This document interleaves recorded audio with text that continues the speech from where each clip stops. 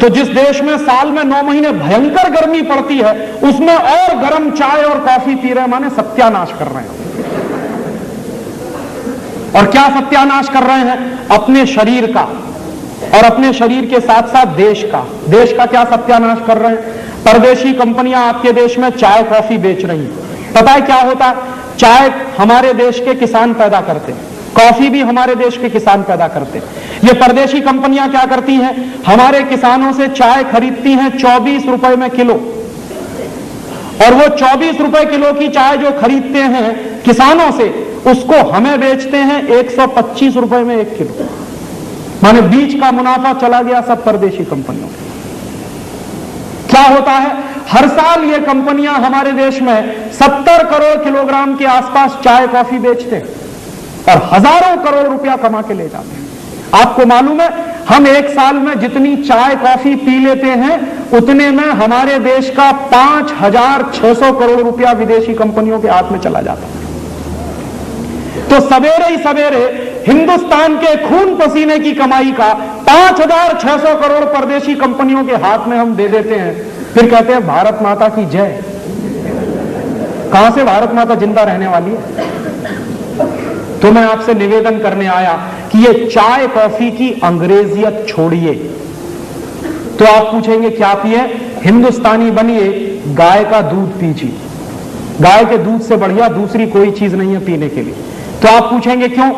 अगर आप 5,600 करोड़ रुपए की चाय कॉफी पी रहे हैं, इतने ही पैसे का अगर गाय का दूध बिकना शुरू हो जाए इस देश में, तो कम से कम 1 करोड़ गाय पालनी पड़ेगी। और 1 करोड़ गाय अगर पालनी पड़ेगी तो 25 लाख गोपालक चाहिए, क्योंकि 4 गाय एक आदमी देख सकता।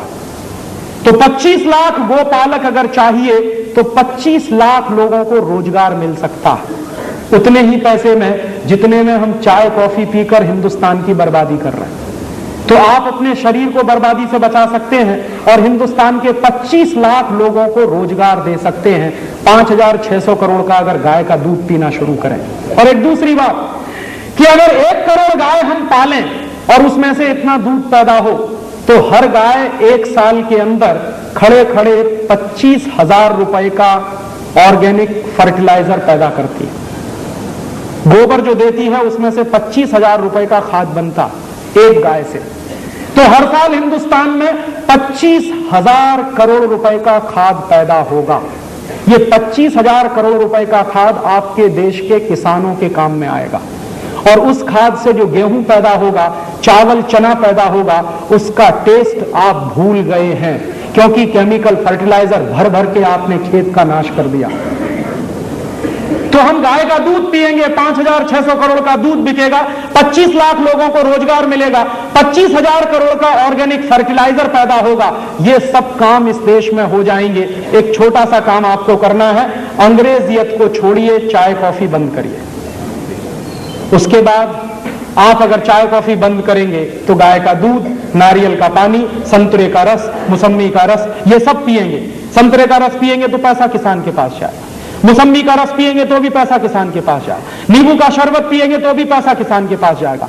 माने चाय कॉफी छोड़कर आप कुछ भी पिएंगे भारतीय व्यवस्था का, तो पैसा देश का देश में ही रहेगा और हमारे ही किसान के पास जाएगा। ऐसे में आपसे एक दूसरी छोटी सी निवेदन करना चाहता हूं कि हमारे घरों में अंग्रेजियत की टूथपेस्ट आती है, Colgate, Closeup, Cibaca, Forhans, Gleem, Glow, ढेर सारे टूथपेस्ट, और टूथपेस्ट करने के लिए टूथब्रश भी। किसी से भी मैं पूछता हूं कि क्यों करते हैं ये कॉलगेट, तो कहते हैं राजीव भाई सांस की बदबू दूर होती और दांतों की सड़न दूर होती। तो मैं उनसे पूछता हूं कि अच्छा, जब कॉलगेट नहीं होता था तो सबके दांत सड़ जाते होंगे और सबकी सांस में बदबू आती होगी। एक दिन ये बात मैंने मेरे घर में पूछी मेरी दादी मां को। मेरी दादी मां की उम्र है 75 साल। मैंने कहा दादी मां, तुम्हारे जमाने में तो कॉलगेट नहीं था, तो तुम्हारे दांत तो सड़ गए होंगे और तुम्हारी सांस में इतनी बदबू आती होगी कि कभी दादाजी तुम्हारे पास नहीं बैठते होंगे। तो उसने कहा कि बेवकूफ, मेरे दांत अभी तुझसे ज्यादा अच्छे। तो मैंने पूछा क्यों, तो उसने बताया कि नीम का दातुन करती, बबूल का दातुन करती।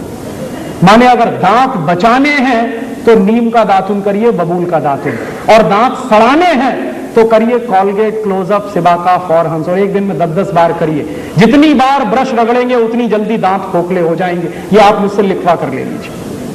क्यों?